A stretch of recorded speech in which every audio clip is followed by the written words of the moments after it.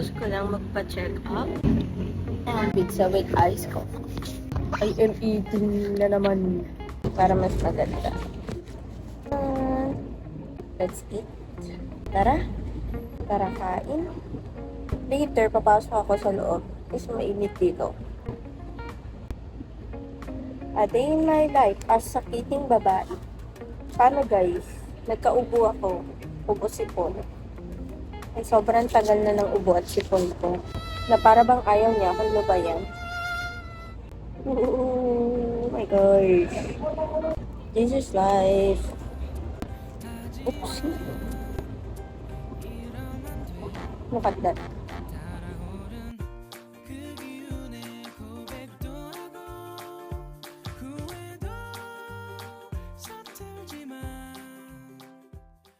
Ako, inatake niya ng ubo.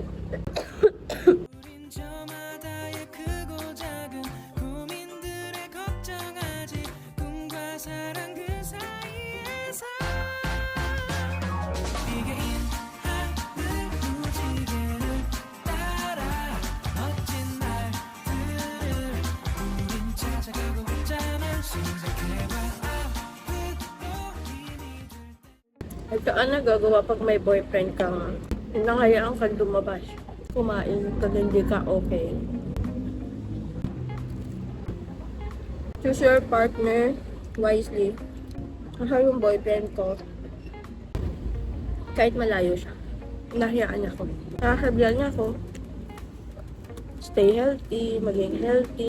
Pero pag mga ganito, may hiling ako, ganito, ganyan. Well, right now, I'm not okay kasi parang lagi ako nagkakasakit and sobrang hina ng katawan ko. Kakagaling ko lang sa sakit ng tiyan ko. Ayan, inuubo na naman ako. Diba? Parang sunod-sunod. Yung mga ganitong time na ako nakakapag-enjoy. Mag-isa lang ako tapos nakakain ko yung gusto ko. Nang walang iniisip mo pa iba. Hindi ako nakapag-intro. Kailangan nyo pa ba? Charis! Pagbigyan nyo na to. Magdadaldal lang ako sa harap niyo. Kasamahan niyo lang ako kumain ng cravings ko. Hindi pa akong bumili doon ng donut. Hindi niya kita. Gutom pa ako. Pero gusto na ako. Uwi na ako. Ang dami ko na bang kalat sa place. Hindi mahalatang may sakit, di ba? Ang ganda ng pwesto ko dito. Sanay na lang ako pag nalabas ako. Video. Pagtanda ko, babalikan ko itong mga vlog na to. Pagtanda ko, maifukwento ko sa mga apo ko. Hindi nila sasabihin, "Uwe, ginawa mo yun, Lola. Ginawa mo yun, Ma." may evidence siya." Galing mo. Parang dati lang. Wait nga, ayos ko man pala. Parang dati lang. Nililibre lang ako ng mga kaklase ko. Diba, nakwento ko din sa mga last vlog ko. Buhay namin dati. Napakasimple lang. Ang baong ko, sobrang liit kasi nga, malapit ang yung school sa bahay. Shout out sa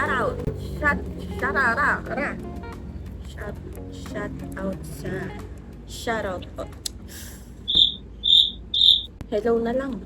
Hello sa mga bilang lang din sa kaklase ko na nandyan nung walang-wala ako. Libre ng food, nahiraman ko pambili ng books. Thank you sa inyo. Nawala na lang talagang hiya ko mag-video. Pag paulit-ulit na kasi nangyayari, nawawala na yung hiya. Ang init. Mainit lang dito sa labas. Papasok rin ako doon. Late ko lang kumain. Nakikipag-sikahan na ang ako sa inyo. Kasi sayang ang labas. Lang kausap. Sumama kayo. Saka hanggat walang masyadong tao. Thank you sa food. Shoutout sa boyfriend ko. Hindi ako pinabayaan kahit malayo siya. Kahit dragon ang iyong girlfriend. Sorry. Siya ang tagasalo ng lahat ng galit ko sa mundo. Ay wow. Ngayon lang. Lumabas ng ganyan lang. Hindi naman sa inaano ko. I love makeup. Kung alam nyo kung gaano ko kamahal ang makeup. Super duper love na love ko ang pag-makeup. Pero, pag ako lang talaga mag-isa, yung tipong wala naman akong kikitain, friends, family. Ito na ang pinaka-comfortable. Upa. Bakit kasi hindi na naiganyan? Pagkatid. Pagkatid. Nakikita niyo ba? Feeling ko every time na magpapatingin ako or check up, dito na ako tatambay. Ang ganda ng space. Tahimik. I am not hoping na madalas niyo ako makikita dito. Well, kasalanan ko naman to. Hindi ako proud. Last year, sobrang kasi ang dami nangyari na nakapagpaano sa akin kumain. Saan dami nangyari? Na need ko lumipat ng company. The point na napabayaan ko talaga yung sarili ko.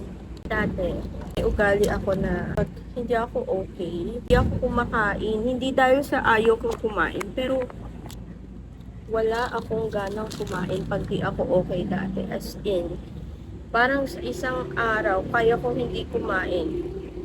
Konti lang yung kinakain ko. Tapos, ang mangyayari, syempre, sasakit na yung, medyo kikirot na yung tiyan ko, ganyan. Pero dati, hindi ko kasi siya sineseryoso. Like, basta pag malungkot ako, gusto ko nasa bahay na ako, nagmumukmuk, ganun. Ngayon ako binawian ng tiyan ko. Ngayon siya nagkasakit. Natatandaan ko, tungtong ng month ng January, okay ako. Then, mga half noon, sumakit siya ng sobrang sakit na hindi ko kinaya. Pag hindi nagamot, is pa-ulcer.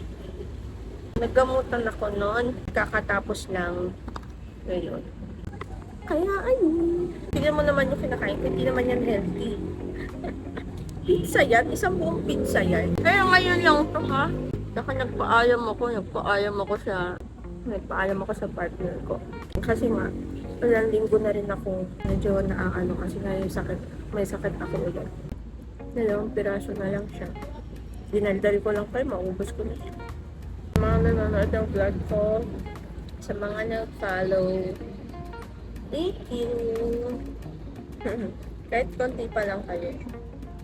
So nice na may mga nagsusupport sa'yo. Bakit ba ang drama ko po na para bang pinag-charis? Pagbigyan niyo na ako. May sakit nga ni...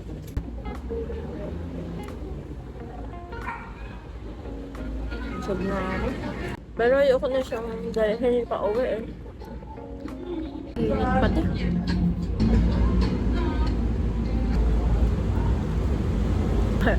Cute. Narinig niyo yun, no?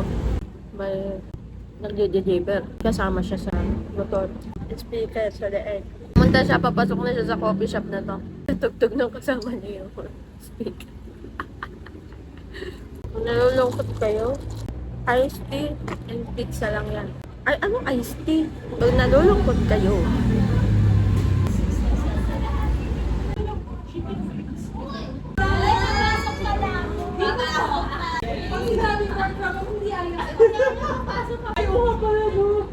kung nalulungkot kayo sa buhay, yun yung tapon.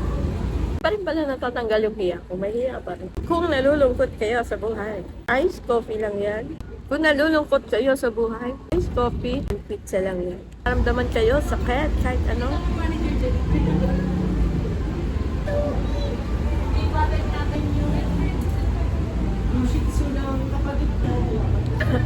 Nalulungkot kayo sa buhay. Kung nalulungkot kayo sa buhay, mag-pizza lang kayo at iced coffee. Tapos din, Diyos ko po. Hindi ako nagbe-video po. Papatay Malaysia na lang ako. Kung kayo nakikita. Wala ako nakikita.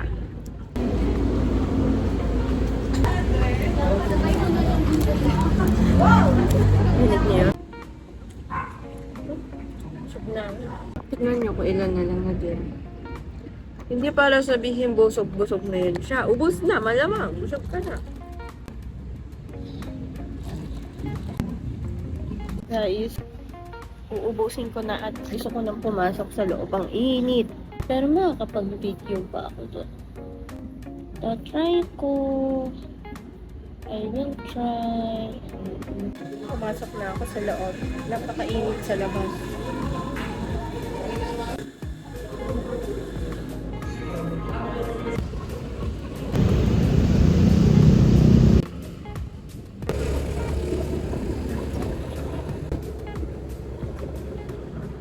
So, hindi na ako nakapagbabay kanina pero gumagawa na ako ng ibang video sa mga oras na ito. Edi ngayon ako magbababay para sa inyo. Salamat sa pagsama sa akin kanina and sa kwentuhan. Sa uulitin. Bye-bye! Days coming for sure. If it was up to me, I wouldn't